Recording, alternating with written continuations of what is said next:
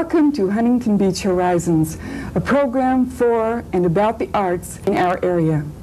Today we have a very special guest and a very special treat.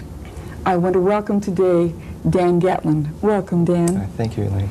Dan, tell me, what is it you do? You have a special title. Would you tell me that?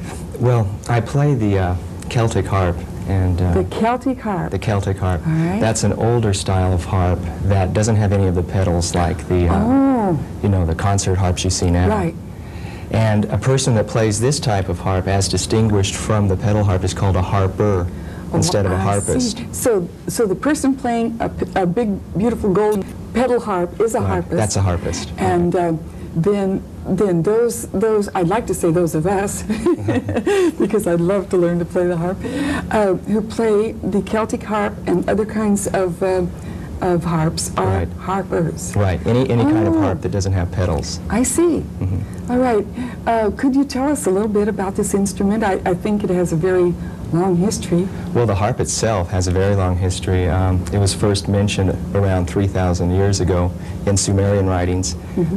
It's depicted on Egyptian tombs, and it's probably one of the oldest instruments that we know of specifically. It's mentioned in the Bible also. Now, the specific type of harp that I play, which is actually called a neo-Celtic harp, because this type of harp sort of died out for a few years, about a century after the pedal harp came into existence. And now it's sort of being revived. The type I play is a reproduction of a harp that was made in the late 1800s in Dublin called the McFall harp. McFall harp. The McFall harp. Now, how did it get this name? Well, that was the man that originally made it, was McFall. And in the university, in the Trinity College library in Dublin, is a replica of one of the older harps that the harpers used in Ireland. And the harp goes back a long time in Ireland. It's their national instrument, and it's on the coat of arms. And it's a symbol of like their national, you know, patriotism. And sort of the style of this harp was the basis for the style of the harp that I play, except it's much larger. The harp that I play is much larger. Oh, I see. So that is actually a smaller harp. Right. It's only got about 19 strings, and it's probably about 2.5 feet tall, the highest point. Is it held on the lap, or...? It's actually played on the shoulder, and the Irish were a little different in that most of the time you play the melody line with the right hand and the bass with the left. They played the exact opposite and played it on the opposite shoulder. And they played with their nails instead of the pads of their fingers like I play. And did they have different kinds of strings then, or Yeah, it had metal strings like the Gothic harps, and it had much more of a tinny sound. Well, that is just fascinating. Let's talk a little bit about you personally, how you got into playing the harp. Were you interested in music as a child? Yeah, I began musical studies when I was about 7. I was playing woodwinds. And when I was about 13, I switched to keyboards, which had always been real interesting to me. When I went to college, I was still playing keyboards, and one night I happened to go with a friend to a restaurant where there was a harpist playing. And before that time, I had thought of a harp as mainly like, you know, in an orchestra, or maybe the Marx Brothers movies or something. That was about it. And when I went and heard this man, I was really intrigued not only by the sound of the harp, but just watching his hands. And I remembered that experience and just sort of let it drop. And I moved back to Arizona after college and had my keyboards. And when I moved back to California, I had to sell them. So when I was out here, I didn't know what I was going to do, buy another piano or something. And instead I thought, well, maybe I would pick up the harp because the music is similar to piano music, and I was always intrigued. And as I started reading about the history of the harp, I was even more intrigued because there's a real mystique. That's right, a real poetic, I don't know, it's, there's just something ethereal and also very real about looking at history through the vantage point of the harp. Right. And when I started researching the different types of harps, when I saw this one, I went to the harp maker up in Mount Laguna and had it made. And it took about a year to be made. Oh, now, if you decide that you want a harp made, do you select the wood, or do they, or? No, you can select the I wood. see. Usually you have different options, and you can select the stain and the style. And usually with a harp, especially like a folk harp like this, you usually would have to go to a harp maker and order it. It's not something that you would find in a general music store. Yes, you pop into your music store that sells pianos, Right. organs, Right. clarinets, and so on. They generally don't have harps. So it's much more of a custom-made instrument, Oh, I see. generally. Now the harp is being used in modern times also. Comes to mind, who is it? Eric Vollenweider and some of his music has... Andres Vollenweider, yeah. Andres, yes, that's it. Andres Vollenweider. A lot of his music has harp effects and harp in it. And some other people too that are doing things currently, I think. When I first heard this specific type of harp, there was a harpist in Brittany named Alan Stivell. Oh. He was very popular in Europe, but he wasn't well known over here. Oh. And when I got a hold of one of his albums, I loved his style. He played traditional music from Brittany on the harp, and he actually revived this harp that his father made for him when he was a little boy, Oh, the old really? style harp, which had died out. And since him, there have been other people picking up this particular style of harp, and it's sort of going through a revival right now. Yes, there seems to be a resurgence of interest Right. in a lot of areas. Now, I understand that you teach harp, is that correct? Yeah, I teach harp. And if there's someone watching that would be interested, they could perhaps contact Definitely, you. yeah. And then take it from there. Right. Well, one thing about the harp is when I first saw it, it looked very intimidating with all of the strings, a little confusing. And so I was even put off a bit. But once you sit down and you get used to the way that it's set up and the various things you can do, it's really not that difficult. And I think it's a great instrument to play. It's very Right. personal. Yes, and you sort of put yourself in union with the harp to make music. Exactly. Now, this particular harp, you take it with you when you perform different places. And what about the tuning? Do you have to retune it then before you play again? Generally, yes, because of any sort of temperature change, it can affect the strings, and also just the tuning pegs, they will get loose after a while. Yes, So I have to go through a general tuning before I play.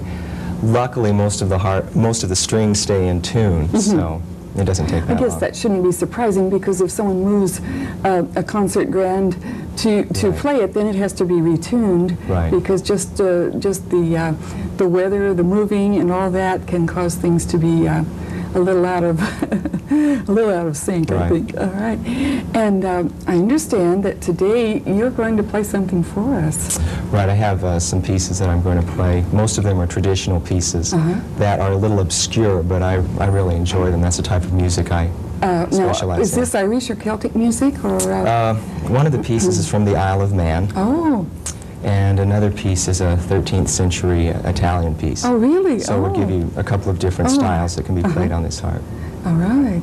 Oh, that's just tremendously exciting.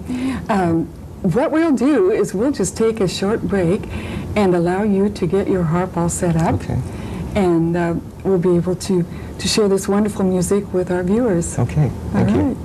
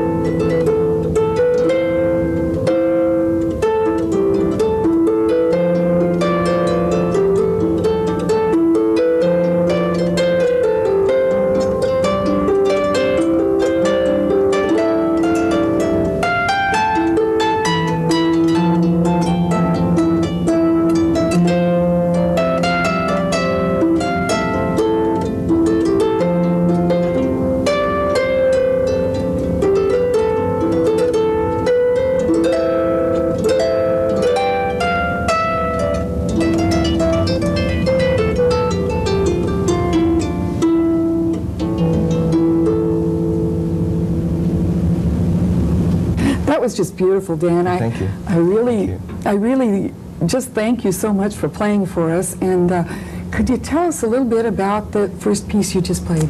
The first piece was from the Isle of Man. It's a traditional piece, and it's called The Song of the Water Kelpie. The Song of the Water Kelpie.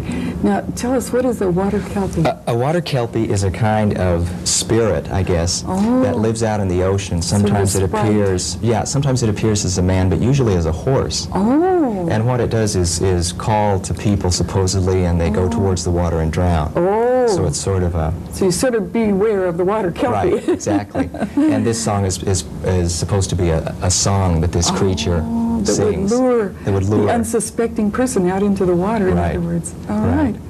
Oh, well, it was just lovely, really. Thank you. Now, your next selection was... The second piece is called Lauda to Santa Maddalena. Oh. And it's an Italian piece from the 13th century. Oh, it is? Oh. And I just like the sound of it. It was very nice, and gives you a different idea of different styles. So the harp was popular in the 13th century? Very popular. It was very popular up until the end of the Baroque era. Oh. And then when classical music came in, the harp at that time was not really suited for a lot of the key changes, the chromatic changes, because the harp, like this as it stands, is like a piano with only white keys. There aren't, any half steps, and you need to retune each time you do that. Oh, that's right. And so that was why the pedal harp. Oh, and you can't put like a capo over the strings like you would with the guitar. No, it'd be a little hard. So the harp was really popular up to maybe about the time of Dante. Would that be and even beyond that. And beyond that. There were even pieces written by Bach for harp. Oh, yes. So all right. it was popular even through that period. Oh, that's just really, it's really a thrill, and it's especially a thrill for me because I've loved the harp all my life, and to have you here and to have you play for us and to be able to share this with our listeners is just really wonderful. Thank you for giving me the chance to do that. Is there something else that you'd like to share with us about your future plans for the harp and your music? And well, future plans, I just want to continue, expanding my skills, and also try to let people realize this instrument, that it isn't something that's restricted to playing at church weddings and once you get to heaven, it's something that's very alive and a very versatile instrument too. That's true. It certainly is, and I do think that there is a real resurgence of interest. I think so too. I hope so. So it's been such a pleasure to have you here on the show. Thank you, Elaine. And I thank you so much for being here, Dan. Okay, thank you. Please watch us next week when Huntington Beach Horizons brings you an artist, a musician, or an arts event in our community. I'm Elaine Kraft. I'll see you then.